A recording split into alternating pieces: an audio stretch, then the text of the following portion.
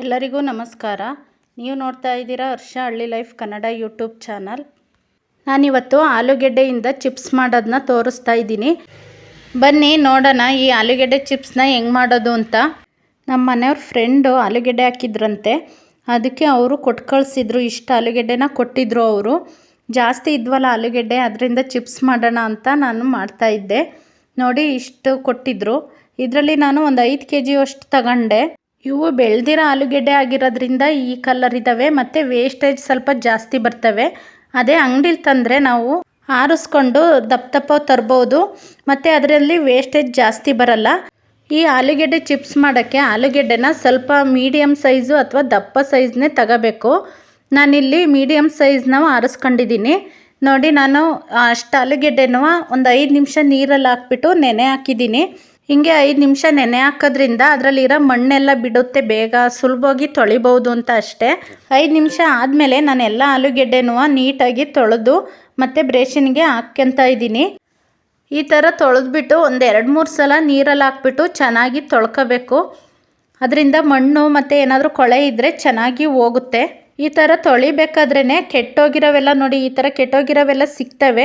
ಈ ಥರ ಕೆಟ್ಟೋಗಿರೋವನ್ನೆಲ್ಲ ಬೇರೆ ಸಪ್ರೇಟಾಗಿ ಎತ್ತಿಟ್ಕೊಂಡು ಚೆನ್ನಾಗಿರೋವನ್ನೆಲ್ಲ ನೀಟಾಗಿ ತೊಳ್ಕೊಂಡು ಎತ್ತಿಟ್ಕೋಬೇಕು. ನೋಡಿ, ನಾನಿಲ್ಲಿ 1 ಸಲ ತೊಳೆದಿದ್ದ ನೀರಲ್ಲೇ ಎಷ್ಟು ಮಣ್ಣು ಕೊಳೆ ಎಲ್ಲ ಬಿಟ್ಟಿತ್ತು.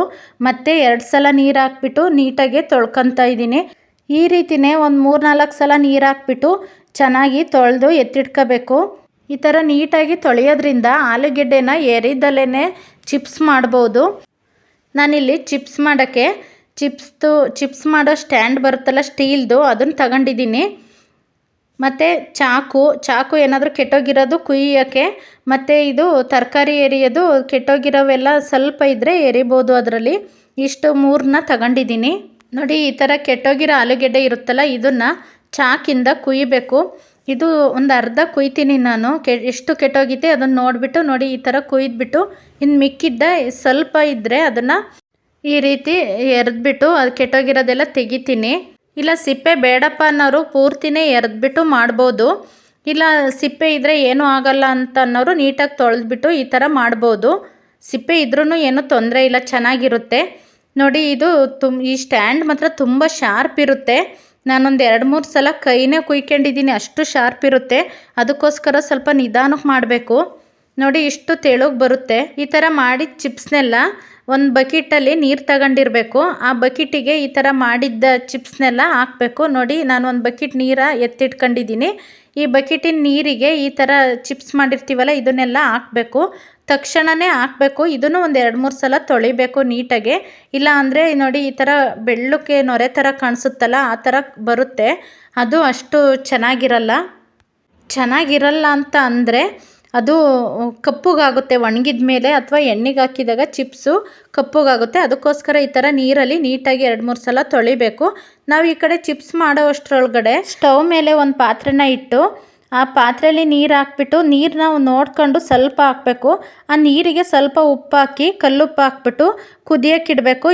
ಈ ನೀರು ಕಾಯೋ ಅಷ್ಟರಲ್ಲಿ ನಾವು ಆ ಕಡೆ ಚಿಪ್ಸ್ನೆಲ್ಲ ಮಾಡಿಬಿಟ್ಟು ತೊಳೆಯೋ ಅಷ್ಟರೊಳಗಡೆ ಈ ನೀರು ಕುದಿ ಬರುತ್ತೆ. ನೋಡಿ, ನಾನು ಅದೆಲ್ಲ ರೆಡಿ ಮಾಡ್ಕೊಳ್ಳೋ ಅಷ್ಟೊತ್ತಿಗೆ ನೀರು ಕಾದಿತ್ತು, ಕುದೀತಾ ಇದೆ. ಈ ನೀರಿಗೆ ರೆಡಿ ಮಾಡಿ ಇಟ್ಕೊಂಡಿರೋ ಆಲೂಗೆಡ್ಡೆ ಹೋಳುಗಳ್ನೆಲ್ಲ ಹಾಕ್ತಾಯಿದ್ದೀನಿ. ಇದೆಲ್ಲ ಹಾಕಿದ್ಮೇಲೆ ಒಂದು 2 ಕುದಿ ಬಂದರೆ ಸಾಕು, ಬೇಗನೆ ಬೇಯುತ್ತೆ. ತೀರಾ ಜಾಸ್ತಿ ಬೇಯಿಸಬಾರ್ದು, ಏಕೆಂದರೆ ಜಾಸ್ತಿ ಬೆಂದರೆ ಮೆತ್ತಗಾಗುತ್ತೆ. ಮತ್ತು ಈ ಒಣಾಕಬೇಕಾದ್ರೆ ಅಥವಾ ತೆಗಿಬೇಕಾದ್ರೆ ಹೋಳು ಎಲ್ಲ ಮುರಿದೋಗುತ್ತೆ. ಅದಕ್ಕೋಸ್ಕರ ಸ್ವಲ್ಪ ಗಟ್ಟಿಗೆ ಬೇಯಿಸ್ಬೇಕು. ಒಂದು 2 ಕುದಿ ಬೆಂದ್ರೇ ಸಾಕಾಗುತ್ತೆ. ಇದು ಬೆಂದಿರೋದು ಹೆಂಗೆ ಗೊತ್ತಾಗುತ್ತಪ್ಪ ಅಂತ ಅಂದರೆ, ಸ್ವಲ್ಪ ಉಗುರಲ್ಲಿ ಹಿಂಗೆ ಪ್ರೆಸ್ ಮಾಡಿದ್ರೆ ಹೋಳುಗಳ್ನ ಗೊತ್ತಾಗುತ್ತೆ. ಇಲ್ಲ ಒಂದು ಸ್ಪೂನಿಂದ ಹಿಂಗೆ ಚುಚ್ಚಿದ್ರೂ ಗೊತ್ತಾಗುತ್ತೆ. ನಾನು ಸ್ವಲ್ಪ ದೊಡ್ಡ ಪಾತ್ರೆನೇ ಇಟ್ಟಿದ್ದೆ, ಅದಕ್ಕೆ ಒಂದು 3-4 ಲೀಟ್ರಷ್ಟು ನೀರು ಹಾಕಿದ್ದೆ. ನಾನು ತಗೊಂಡಿದ್ದ ಆಲೂಗೆಡ್ಡೆಯಿಂದ ಹೋಳು ಮಾಡಿ ಎಲ್ಲ ಹಾಕಿದ್ನಲ್ಲ, ಅದು ಕರೆಕ್ಟ್ ಆಯಿತು ಈ ಪಾತ್ರೆಗೆ. ಯಾರೆಲ್ಲ ನನ್ನ ಚಾನಲ್ನ ಹೊಸ್ದಾಗಿ ನೋಡ್ತಾ ಇದ್ದೀರಾ, ಪ್ಲೀಸ್ ಸಬ್ಸ್ಕ್ರೈಬ್ ಮಾಡಿಕೊಂಡು ವಿಡಿಯೋನ ಕೊನೆವರೆಗೂ ನೋಡಿ. ವಿಡಿಯೋ ಇಷ್ಟ ಆದರೆ ಒಂದು ಲೈಕ್ ಮಾಡಿ. ಈ ಥರ ಆಲೂಗೆಡ್ಡೆ ಸೀಸನಲ್ಲಿ ಸಿಕ್ಕಿದ್ರೆ ಅಥವಾ ಕಮ್ಮಿ ರೇಟ್ ಇದ್ದಾಗ ಈ ಥರ ಜಾಸ್ತಿ ಆಲೂಗೆಡ್ಡೆನ ತಗೊಂಡು ಈ ಥರ ಚಿಪ್ಸ್ನ ಮಾಡಿ ಎತ್ತಿಟ್ಕೊಬೋದು. ಈ ಚಿಪ್ಸು ಒಂಥರ ಅಕ್ಕಿ ಹಪ್ಳದ ಥರ, ಎಷ್ಟು ದಿನ ಇಟ್ಟರೂ ಏನೂ ಆಗಲ್ಲ, ಭಾಳ ದಿನ ಇಟ್ಕೊಬೋದು. ನೋಡಿ, ಇಷ್ಟು ವೇಸ್ಟೇಜ್ ಸಿಕ್ತು, ಅಷ್ಟು ಆಲೂಗೆಡ್ಡೆಗೆ ಇಷ್ಟು ವೇಸ್ಟ್ ಸಿಕ್ತು. ನೋಡಿ, ಈಗ ಕುದಿ ಬಂತು. ಈ ಥರ ಕುದಿ ಬಂದಾಗ ಈ ಥರ ನೊರೆ ಥರ ಬರುತ್ತೆ. ಇದನ್ನೆಲ್ಲ ಒಂದು ಸೌಟಿಂದ ನೊರೆನ ಎಲ್ಲ ತೆಗಿಬೇಕು. ಈ ಥರ ತೆಗೆದ್ಮೇಲೆ ಇದು ಚೆನ್ನಾಗಿ ಬೆಂದಿತಾ ಇಲ್ವಾ ಅಂತ ನೋಡಬೇಕು. ಸ್ವಲ್ಪ ಬೆಂದಿದ್ರೆ ಇದನ್ನು ಈ ಥರ ಬಸಿ ಹಾಕ್ಕೋಬೇಕು. ಒಂದು ದೊಡ್ಡ ಪಾತ್ರೆ ತಗೊಂಡು ಅದ್ರ ಮೇಲೆ ಈ ಥರ ತೂತ ಇರೋ ಬ್ರೇಷಿನ್ ಹಾಕ್ಬಿಟ್ಟು, ಇದಕ್ಕೆ ಜಾಲರಿ ಥರ ಇರೋ ಬ್ರೇಷಿನ್ ಹಾಕ್ಬಿಟ್ಟು ಇದಕ್ಕೆ ಈ ಥರ ಬಸಿ ಹಾಕಬೇಕು. ಈ ಥರ ಬಸಿಬೇಕಾದ್ರೆ ಜೋಪಾನ, ನೀರು ಸ್ವಲ್ಪ ಆರುತ್ತೆ. ನಿಧಾನಕ್ಕೆ ನೋಡ್ಕೊಂಡು ಬಸ್ಕೋಬೇಕು.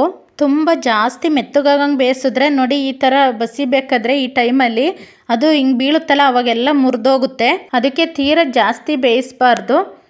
ನೋಡ್ಕೊಂಡು ಒಂದು ಮೀಡಿಯಮ್ಗೆ ಬೇಯಿಸ್ಕೋಬೇಕು. ನೋಡಿ ಈ ಥರ ಬಸಿ ಹಾಕೊಂಡ್ಮೇಲೆ ಒಂದು 5 ನಿಮಿಷ ಬಿಡಬೇಕು. ಏಕೆಂದರೆ ಇದು ನೀರೆಲ್ಲ ನೀಟಾಗಿ ಸೋರ್ಕೊಳ್ಳುತ್ತೆ. ಅದಕ್ಕೋಸ್ಕರ ಒಂದು 5 ನಿಮಿಷ ಬಿಡಬೇಕು. ಆಮೇಲೆ ಇದನ್ನು ಬಿಸಿಲಲ್ಲಿ ಒಣಗಾಕಬೇಕು.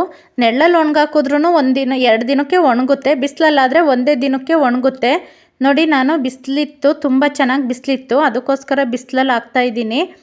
ಒಂದು ಚಾಪೆ ಹಾಕಿ ಚಾಪೆ ಮೇಲೆ ಒಂದು ಕಾಟನ್ ಬಟ್ಟೆ ಹಾಕಿದ್ದೆ. ಅದ್ರ ಮೇಲ್ಗಡೆ ಒಂದೊಂದೇ ಒಣಗಾಕಬೇಕು. ಒಣಹಾಕಿದ ಮೇಲೆ ಈ ಥರ ಒಂದು ತೆಳುವಾದ ವೇಲ್ ಮುಚ್ಚಬೇಕು. ಈಗ ತೆಳುವಾದ ವೇಲ್ ಮುಚ್ಚೋದ್ರಿಂದ ಧೂಳು ಮಣ್ಣು ಗಾಳಿಗೆಲ್ಲ ಏನೂ ಬೀಳಲ್ಲ ಅಂತ ಈ ಥರ ಮುಚ್ಚಬೇಕು. ಈ ಚಿಪ್ಸು ಮಾಡೋದು ಸುಲಭ, ಆದರೆ ಈ ಥರ ಒಣಗಾಕಬೇಕಾದ್ರೆ ಸ್ವಲ್ಪ ಕಷ್ಟ ಆಗುತ್ತೆ. ಯಾಕೆಂದರೆ ಒಂದೊಂದೇ ಒಣಗಾಕಬೇಕಲ್ಲ, ಅದಕ್ಕೋಸ್ಕರ ಸ್ವಲ್ಪ ಟೈಮ್ ಹಿಡಿಯುತ್ತೆ. ಬಿಸಿಲು ಇದ್ದಿದ್ದರಿಂದ ಚಿಪ್ಸ್ ಎಲ್ಲ ಸಂಜೆ ಅಷ್ಟೊತ್ತಿಗೆ ಒಂದೇ ದಿನಕ್ಕೆ ಒಣಗೋಗಿದ್ದು. ನೋಡಿ ನಾನು ಸಂಜೆ ಅದನ್ನು ಎಣ್ಣೆಗೆ ಹಾಕ್ತಾಯಿದ್ದೀನಿ. ಒಂದು ಬಾಣಲಿಗೆ ಸ್ವಲ್ಪ ಎಣ್ಣೆನ ಹಾಕಿ, ಎಣ್ಣೆ ಕಾದ್ಮೇಲೆ ನೋಡಿ ಒಣಗಿರೋ ಚಿಪ್ಸ್ನ ಹಾಕ್ತೀನಿ ಇದ್ರೊಳಗಡೆ. ನಾನು ಇಷ್ಟೆಲ್ಲ ಚಿಪ್ಸ್ನೂ ಹಾಕಲ್ಲ, ಸ್ವಲ್ಪ ಸ್ವಲ್ಪ ಹಾಕ್ತೀನಿ. ನೋಡಿ ಇಷ್ಟ ಹಾಕ್ತೆ. ಚಿಪ್ಸು ಚೆನ್ನಾಗಿ ಒಣಗಿದ್ದು, ಅದಕ್ಕೋಸ್ಕರ ಈ ಥರ ಸೌಂಡ್ ಬಂದು ಮತ್ತು ಈ ಕಲರ್ ಬರ್ತವೆ. ಈ ಚಿಪ್ಸ್ ಮಾಡುವಾಗ ನೀರಿಗೆ ಸ್ವಲ್ಪ ಖಾರ ಪುಡಿ ಉಪ್ಪು ಹಾಕ್ತಾರೆ. ನಾನು ಉಪ್ಪು ಮಾತ್ರ ಹಾಕಿದ್ದೆ. ಖಾರ ಪುಡಿನೂ ಹಾಕ್ತಾರೆ. ಖಾರ ಪುಡಿ ಹಾಕೋದ್ರಿಂದ ಅದು ಖಾರ ಜಾಸ್ತಿ ಹತ್ತಲ್ಲ ನೀರಲ್ಲಿ, ಅದಕ್ಕೋಸ್ಕರ ನಾನು ಲಾಸ್ಟಲ್ಲಿ ಹಾಕ್ತೀನಿ. ನೋಡಿ ಇದು ಒಂದು ಸಲ ಹಾಕ್ತೆ. ಈಗ ಮತ್ತೆ ಇನ್ನೊಂದು ಸತಿ ಇಷ್ಟ ಹಾಕ್ತಾಯಿದ್ದೀನಿ.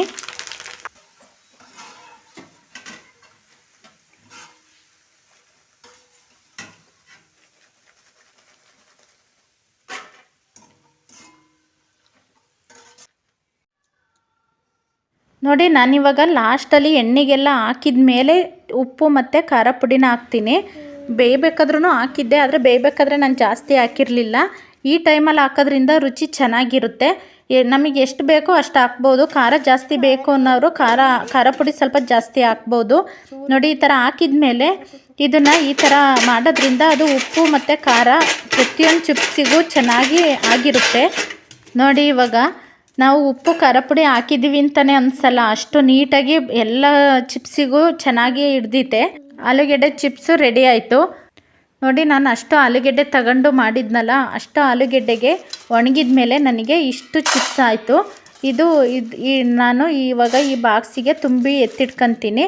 ಇದರಲ್ಲಿ ಒಂದು ಬಾಕ್ಸ್ ಆಯಿತು. ಈ ಚಿಪ್ಸ್ನ ಎಷ್ಟು ದಿನ ಬೇಕಾದ್ರೂ ಇಟ್ಕೊಂಡು ಬಳಸ್ಕೊಬೋದು. ಇದಾಗಿತ್ತು ಇವತ್ತಿನ ನನ್ನ ವಿಡಿಯೋ ಇಷ್ಟ ಆದರೆ ಒಂದು ಲೈಕ್ ಮಾಡಿ.